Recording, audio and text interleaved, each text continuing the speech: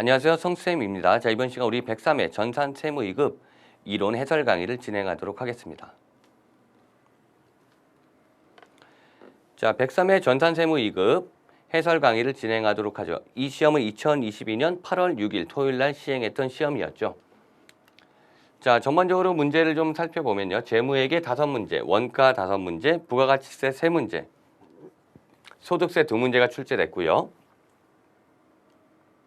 계산형과 이론서술형을 나눠봤을 때는 계산형 문제가 4문제, 이론서술형 문제는 11문제, 계산형 문제가 뭐 아주 많이 나왔다라고 볼 수는 없지만 조금 한 문제 정도는 평상시보다 더 나왔다라고 볼 수 있고요. 상중하로 나눠본 상위 3문제, 중위 12문제로 구성되어 있었네요. 자, 그러면 이제 한번 문제를 살펴보도록 할게요.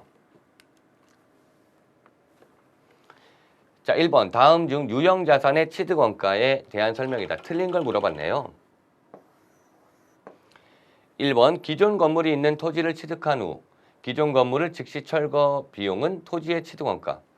그러니까 건물이 있는 토지를 취득하고 그 건물을 철거하니까 얘는 토지만 취득한 거나 마찬가지죠. 그래서 그 철거 비용은 토지의 취득원가가 맞겠죠. 2번 기계장치를 구입 목적에 사용할 수 있을 때까지 발생한 설치비 및 시운전비, 당연히 취득원가에 포함이 되는 거겠죠. 취득 부대 비용이니까요. 3번 유형자산 취득과 관련하여 발생한 제세공과금은 취득과 관련된 세금이에요. 그러니까 당연히 유형자산 취득원가에 포함이 되겠죠. 답이 4번인데요. 토지 등의 재산세와 종합부동산세가 발생할 경우 취득원가에 가산한다. 이 재산세나 종합부동산세 이런 거를 보유세라고 하는 거죠. 이 자산을 보유하니까 내는 세금을 말해요. 얘는 취득 시점이 아니라 취득한 이후에 발생한 지출이기 때문에 취득 원가로 처리하는 게 아니죠. 우리가 비용으로 처리하겠죠. 개정 과목은 세금과 원가로 처리하면 되는데요. 어쨌든 비용으로 처리한다. 재산세나 종합부동산세 혹은 자동차세 같이 이 자산의 보유와 관련된 세금들은 취득한 이후에 발생한 거니까 비용이다. 이렇게 정리하시면 되겠네요. 자, 2번 문제 볼게요. 재무상태표상 자본과 관련된 설명이다. 틀린 것을 물어봤네요. 난이도는 상으로 표현하긴 했는데요. 1번 자기 주식을 취득할 경우 자기 주식으로 회계 처리하고 이를 처분할 때 이익이 발생할 경우 이는 자기 주식 처분 이익으로 처리한다. 자본잉여금 옳은 말이죠. 우리 자기 주식을 취득할 때는 자기 주식 취득 원가를 그 자본 조정이 맞고 자기 주식 처분할 때 이익이 발생하면 자기 주식 처분 이익이란 개정 과목 자본잉여금이 맞겠죠. 2번 감자차손은 감자차익과 우선 상계하고 맞죠? 남은 잔액을 자본잉여금으로 분류하는 게 아니라 감자차손이니까 자본 조정으로 분류해야 되겠죠.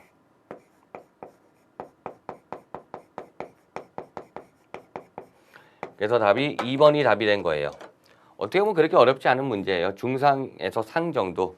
자본을 물어보니까 좀 상으로 분류했고요. 3번은 자본잉여금은 무상증자를 위해 자본금으로 전입시키는 경우에 사용되기도 한다. 무상증자라는 게 자본잉여금이나 이익잉여금이 자본금 되는 거니까 이 설명이 옳은 말이죠. 3번 주식할인 발행차금은 주식발행 초과금과 우선 상계하고 남을 경우 그렇죠. 자본조정으로 분류한다. 답이 2번이 되겠네요.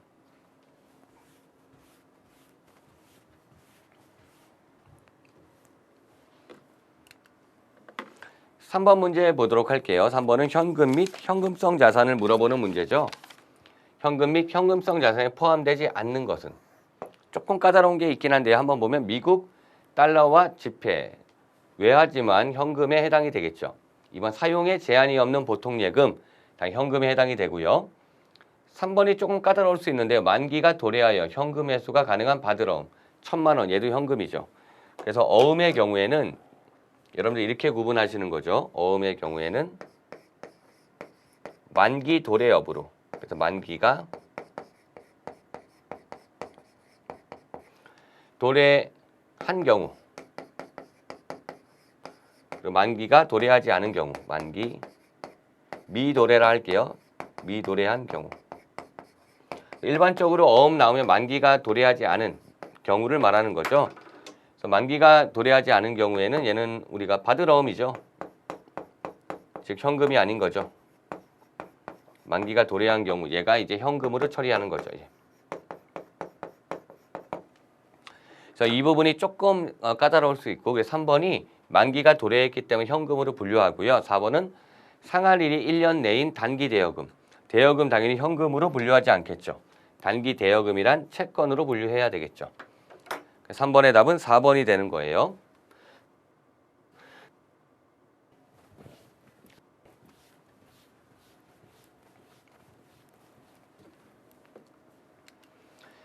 (4번) 문제. 영업이익을 계산해라. 그런데 얘는 영업의 손익들을 좀 정리해야 되는데요.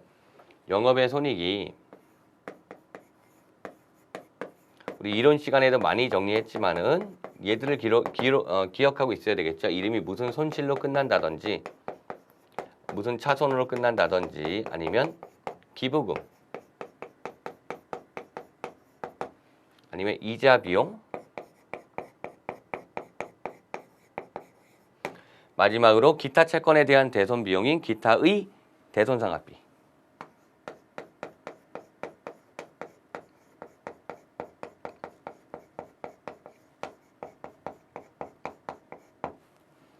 얘네들이 영업의 비용이 되는 항목들이에요.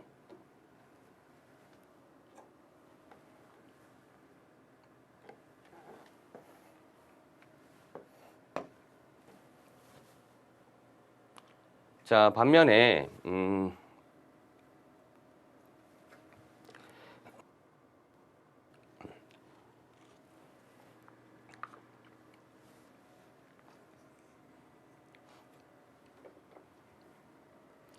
반면에요.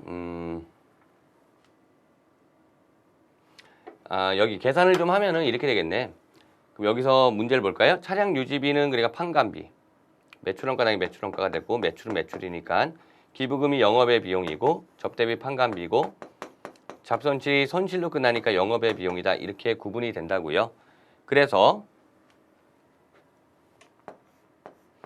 매출액은 1억이다.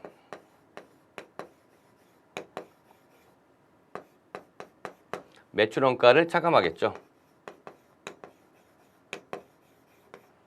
매출 총이익 3번은 5천만 원.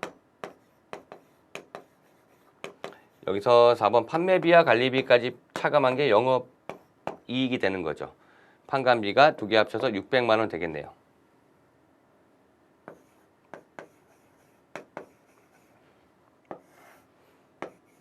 그러므로 영업이익은 4,400만 원이 영업이익이 돼요. 답이 그래서 3번이 된다. 뭐 이렇게 정리해주면 되는 문제가 되겠네요. 오케이.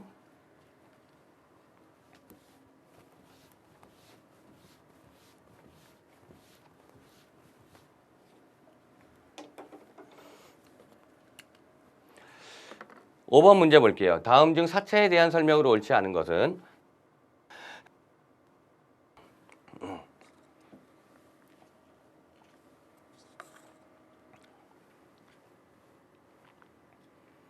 자, 1번 사채 발행 비용은 사채 발행가에게서 차감한다. 옳은 말이죠.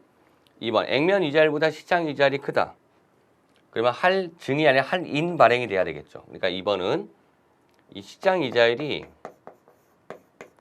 우리 이자율 간의 관계는 매우 중요하잖아요. 액면 이자율보다 큰 거예요.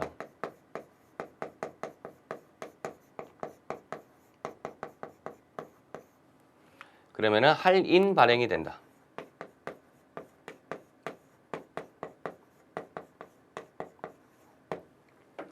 시장 이자율이 액면 이자율보다 크다 라고 하면 이제 할인 발행이 된다. 이렇게 이해하시면 되겠네요.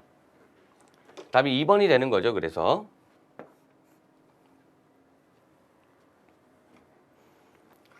3번은 사채 할인 발행 차금은 해당 사채의 액면가액에서 차감하여 기재한다. 자, 사채 할인 발행 차금이 사채 액면에서 차감하는 게 맞겠죠. 4번 사채 할인 할증 발행 차금은 유효이자율법에 의하여 상각 또는 환입한다. 옳은 말이 되겠죠.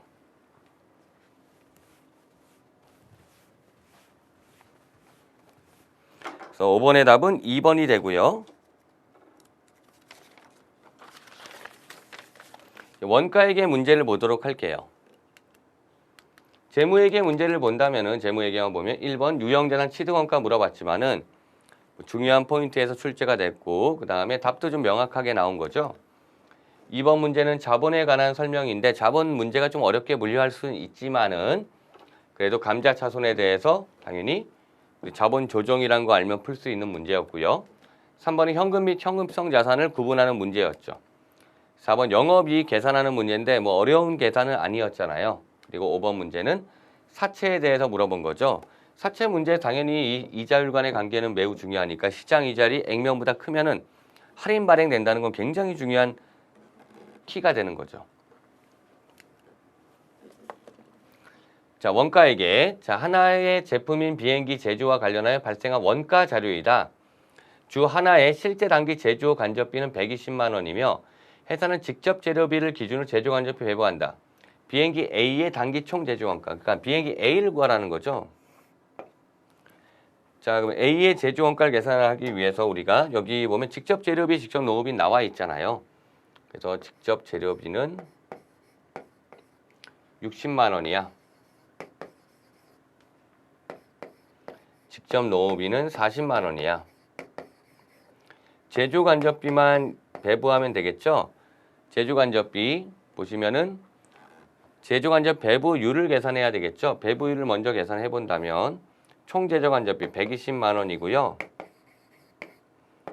배부 기준이 직접 재료비예요. 직접 재료비 합계인 150만 원 나눠요. 이게 배부율이 되는 거고요. 그리고 A를 만드는데 A의 여기죠. 재료비가 60만 원이었으니까 60만 원을 곱하면 되겠죠. 이게 제조간접비 배부율이라고 하는 거죠. 그래서 이게 80% 나와서 48만 원이 제조간접비 배부액이 나와요. 제조 원가니까 직접 재료비, 직접 노후비, 제조간접비 합계가 이 문제의 답이 되겠죠. 뭐 우리 이런 거 예제도 있고 많이 풀어본 형태 문제죠. 그래서 어려운 문제는 아니에요. 그래서 148만 원이 비행기 A의 제조 원가다 이렇게 계산하는 문제가 되는 거죠. 이렇게 계산해 주시면 되겠어요. 그래 148만 원 답이 1번이 된다.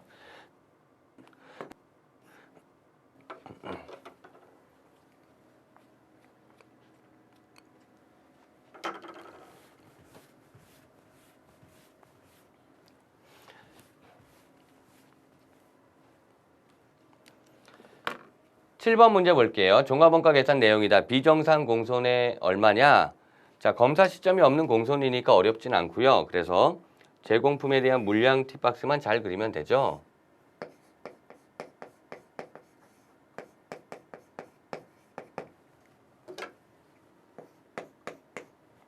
자산인이 차변 증가, 대변 감소하고요. 기초 제공품이 3,000개예요. 단기 착수량이 2,300개가 착수했고요. 토탈 5,300개가 들어가 있는 상태예요. 그 중에 기말이 1,100개. 공손이 200개.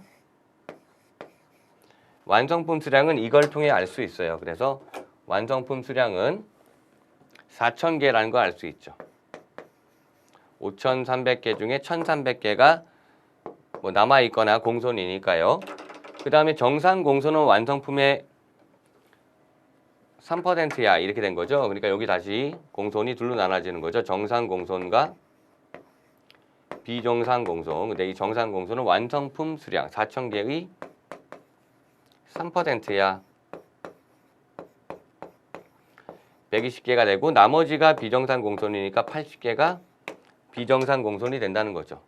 비정상 공손의 수량을 물어봤으니까 80개.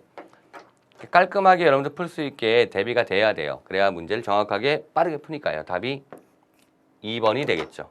어려운 문제 아니고 우리가 연습 많이 했던 그런 유형이에요. 종합원가 계산에서 공손 물어보면 어떻게 보면 쉬운 문제가 될 수 있는 거잖아요. 그래서 반드시 이 문제도 득점이 돼야 되고요.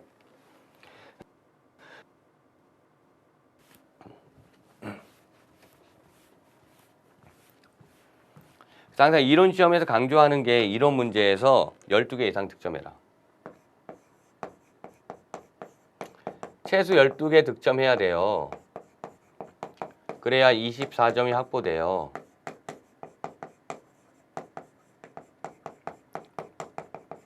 그럼 실기에서 나머지 70점이 목표라고 하면 우리가 46점만 더 맞으면 되는 거잖아요. 그래서 연말정산이라든지 아니면 부가세 신고서는 실수가 좀 나오기 좋아요. 그러다 보니까 거기서는 부분 점수를 최대한 받아야 되겠죠. 그리고 우리가 그래서 빠르고 안정적으로 전산세무 2급 확보하려면 합격하려면은 이론에서 12개 이상 득점하는 게 매우 중요하다. 예, 이렇게 다시 한번 강조를 드릴게요. 그래서 부분 점수 Q&A 이번에도 뭐 많은 분들 참여해갖고 제가 숫자를 세진 못했지만은 대략 한 300개 정도의 답변을 달았거든요. 300개 정도 제가 답변을 달았는데 보시면은 제가 그날은 우리 전산세무 2급, 그러니까 전산세무 시험이 있는 날은 제가 일정을 잡지 않아요. 그래서 그날은 제가 뭐 일정을 비워두거든요. 뭐 강의를 한다든지 아니면 뭐 약속을 잡는다든지 그런 거는 웬만하면 안 하거든요. 왜냐면 부분 점수 Q&A에 여러분들한테 조금이라도 더 빠르게 답변을 달아드리기 위해서 또 여러분들 그 부분 점수 Q&A에 질문을 올린다는 것 자체가 얼마나 궁금한 거예요. 그러니까 조금이라도 빨리 답변을 달아드리기 위해서 제가 항시 좀 대기를 하고 있는 편인데요. 보시면은 이제 물어보는 게 이런 실수를 좀 많이 하시더라고요. 안타까워요. 근데 이론만 12개 이상 득점하면 안정적으로 전산세무 이거 합격을 아주 빠르게 할 수가 있다는 거 다시 한번 강조를 드릴게요.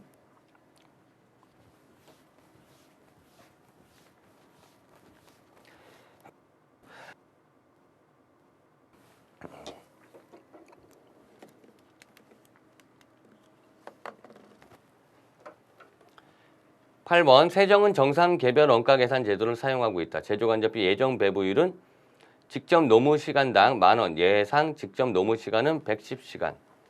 실제 직접 노무 시간은 100시간이다. 실제 제조간접비 발생액은 140만 원인 경우 제조간접비 배부 차이는 자 이런 유형의 문제도 우리가 자주 나오니까 항상 대비가 되는 그런 형태의 문제죠. 그래서 제조간접비 배부 차이 분석하는 것 실제 발생액을 우리가 체크해 볼고요. 그다음 예정 배부액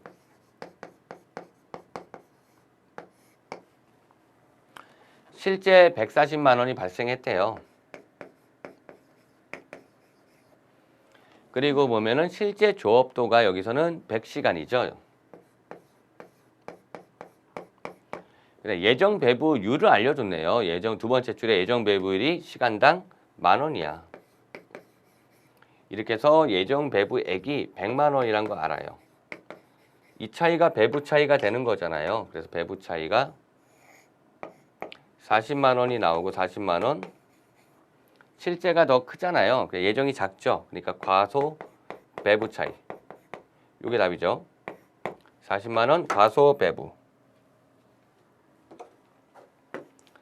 네, 답이 3번이 돼요. 계산 문제들이 다 쉽게 나왔어요. 이번 시험에.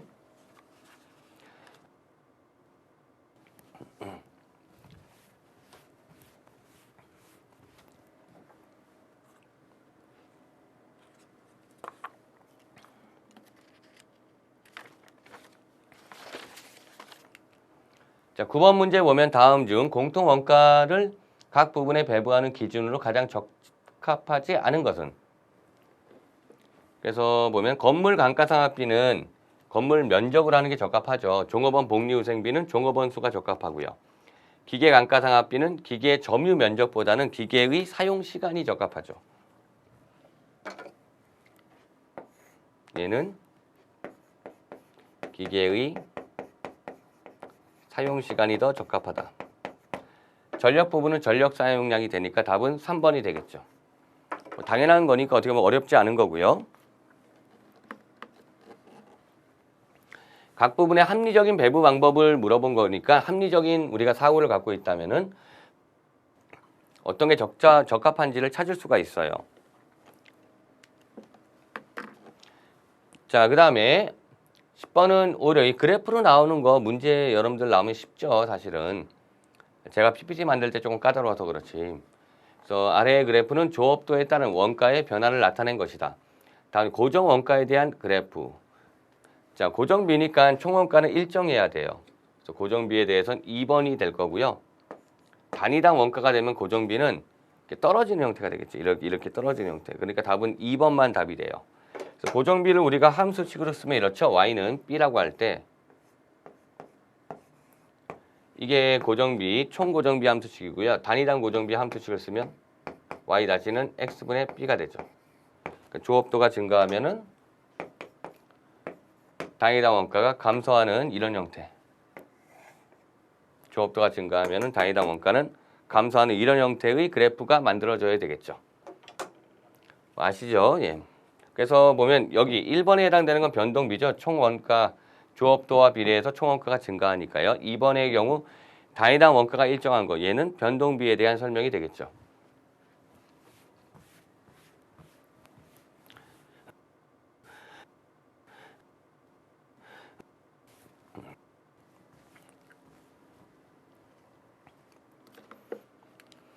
자, 부가가치세 문제 볼게요. 자, 부가가치세법상 과세표준에 포함하는 것은 이자 상당액은 과표에 포함이 돼야 되겠죠.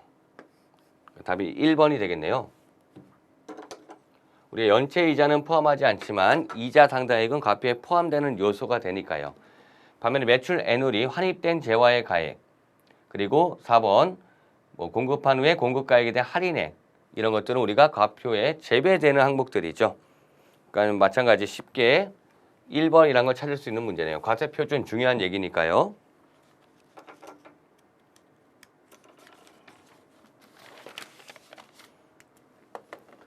12번. 자, 다음은 영세율에 대한 설명이다. 가장 틀린 것은 1번. 영세율 제도는 소비지국에서 과세하도록 함으로써 국제적인 이중과세를 방지하기 위한 제도.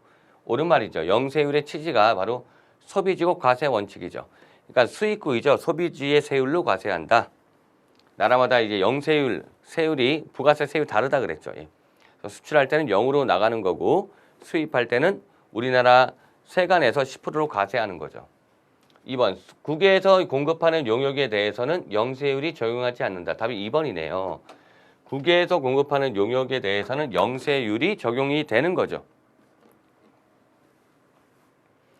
3번. 비거주자나 외국법인의 국내 거래에 대해서 영세율을 적용하지 아니함을 원칙으로 하되 상호주의에 따라 영세율을 적용한다. 이것도 옳은 말이죠. 예.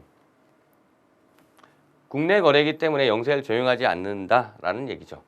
4번. 국내 거래도 영세율 적용 대상이 될 수 있다. 이 대표적인 게 그러니까 내국 신용장에 의한 국내 공급이 되는 거죠. 예. 내국 신용장, 그러니까 로컬 LC라 그러죠. 로컬 LC에 의한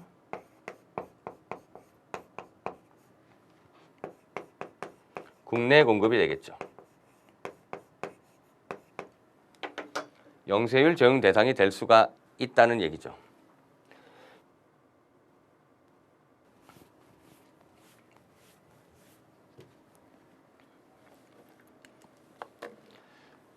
(13번) 다음 중 부가가치세법상 용역의 공급에 해당하지 않는 것은 1번 건설업의 경우 건설업자가 건설자재의 전부 또는 일부를 부담하는 것. 자, 여기서 건설업의 경우에는 이 건설자재의 일부 또는 전부 부담 여부 상관없이 항상 용역으로 보니까요. 2번은 자기가 주요 자재를 전혀 부담하지 아니하고 상대방으로부터 인도받은 재화의 단순한 가공. 주요 자재나 일부 자재를 부담하지 않고 그 다음에 단순 가공한다면 얘는 용역으로 보는 거죠. 3번 상업상 또는 과학상의 지식, 경험 또는 숙련에 관한 정보 제공하는 것도 용역의 공급이죠. 4번 자기가 주요 자재 전부 또 일부를 부담하고 상대방으로부터 인도받은 재화를 가공하여 새로운 재화를 만드는 가공 계약에 따라 재화를 인도한다. 주요 자재의 전부 또 일부를 부담하고 있다는 것은 용역이 아니라 재화의 공급이 되는 거죠. 그러니까 답이 4번이 되는 거죠. 예. 그래서 우리가 여기 과세 대상을 우리가 찾을 때 재화냐, 재화의 공급이냐, 용역의 공급이냐의 구분은 중요하잖아요. 그래서 이 부분 우리가 가공하는 거, 가공 판매에 대해서는 좀 자세히 배우죠. 그래서 우리가 많이 정리했던 내용으로 출제가 된 문제네요.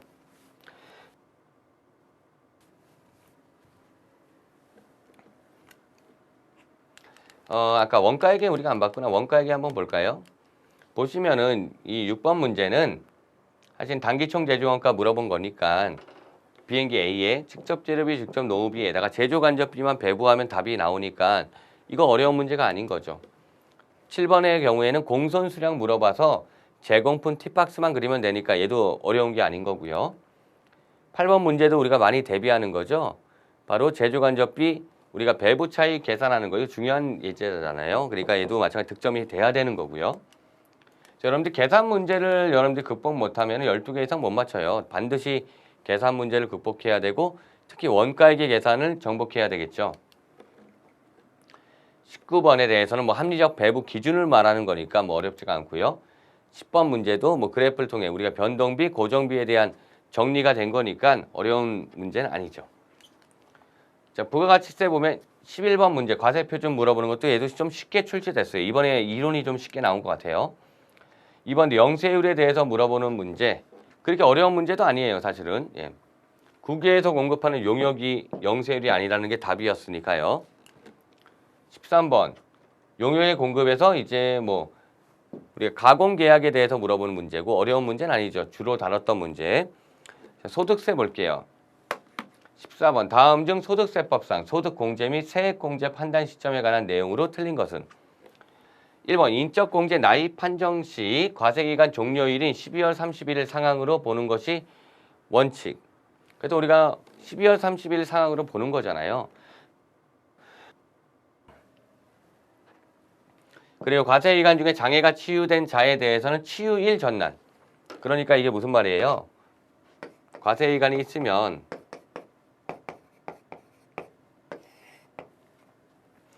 원칙은 어디예요? 바로 12월 31일 사항에 따라서 본다. 이게 원칙인 거죠. 예외들이 좀 있죠. 예외가. 그래서 여기 장애 치유죠. 장애 치유의 경우에 그 전날.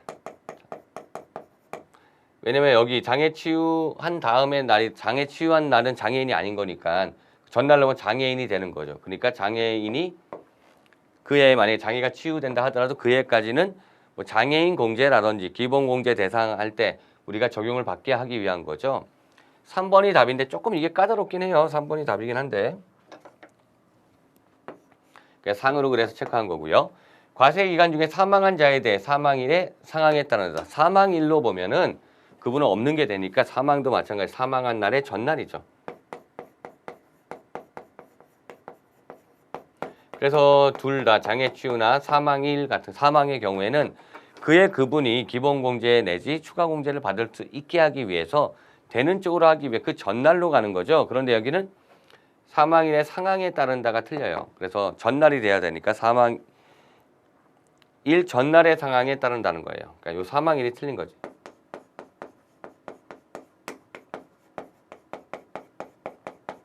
전날의 상항에 따른다. 그러니까 여기도 장애 치유일 전날의 상황에 따른다. 이거 같은 맥락으로 가야 되겠죠.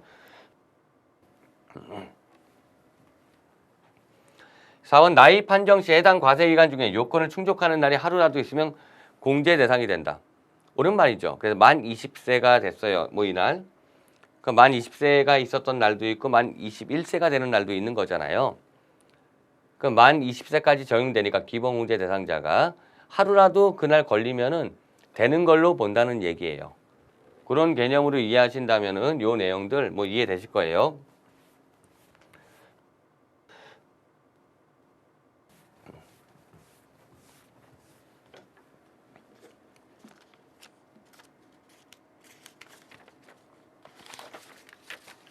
자, 15번 볼게요. 자, 얘는 종합소득 금액에 대한 설명 옳은 거 물어보면 좀 까다롭죠. 상으로 배치했고요. 1번 종합소득 금액은 이자, 배당, 사업, 근로, 퇴직, 기타, 연금을 모두 합친 거다. 여기 틀린 게 퇴직소득이 들어가면 안 되죠. 종합소득은 우리가 이렇게 암기하잖아요. 2배 4근 연기라고요. 이게 종합소득이죠. 이자, 배당, 사업, 근로, 연금, 기타 소득이요.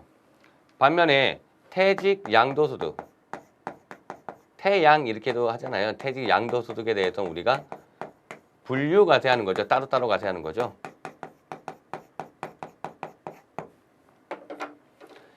이 원천징수된 소득은 종합소득 금액에 포함될 수 없다. 이 말이 완납적 원천징수라고 표현했다라면 이게 옳은 말이에요. 하지만 예납적 원천징수의 경우에는 종합소득 금액에 포함이 되죠. 그래서 완납적 원천징수, 그러니까 다른 말 분리과세라고 하면은 이 말이 옳은 말인데, 이 원천징수라는 표현이 완납적 원천징수도 있겠지만은 예납적도 있잖아. 그러니까 예납적 원천징수. 연말정산 같은 거, 근로소득 같은 게 예납적 원천징수죠. 종합소득 금액에 포함이 되는 거잖아. 얘는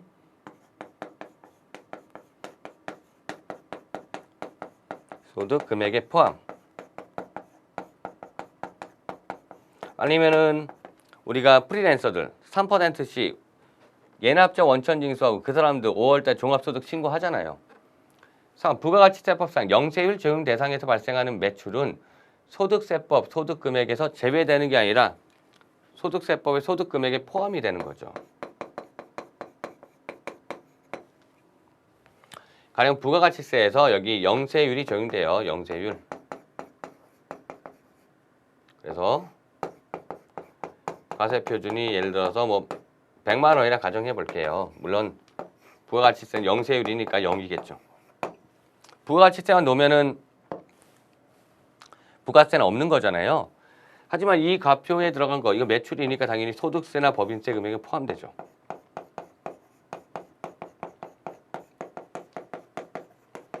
이 얘기에 소득세 금액이나 법인세 금액엔 포함된다.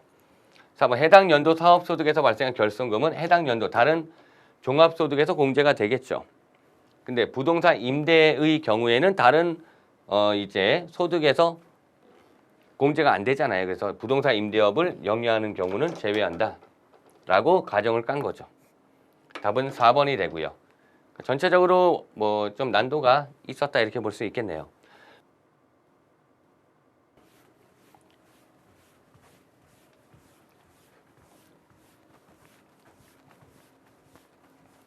하지만 15번 문제도 제가 볼 때는 득점이 좀 돼야 될 것 같아요. 그래서 14번, 15번 소득세 문제 둘 다 이제 난도는 상으로 배치되어 있지만은 소득세 여러분들 왜 이론 열심히 했잖아요. 그 정도 배웠으면 충분히 14번과 15번은 득점이 좀 돼야 될 것 같긴 해요. 난도는 상이지만. 그래서 이번에 제가 전반적으로 본다면은 전체적으로 우리 102의 시험보다는 103의 전산세무 2급 이론이 좀 더 쉬운 것 같아. 한두 개라도. 그러니까 여러분들이 이론에서 12문제 이상 득점을 한다면은 반드시 전산세무 2급에서 좋은 결과로 귀결될 거라 이렇게 얘기 드리고 싶네요. 자, 여기까지 전산세무 2급 해설 강의였고요. 예, 여러분들 시험 잘 본 분들 여러분 축하드리고요. 좀 부족한 분들은 조금만 더 노력을 하셔서 보완을 하셔서 다음 104회 시험에선 좋은 결과 있길 바랄게요. 예, 마칠게요. 수고하셨습니다.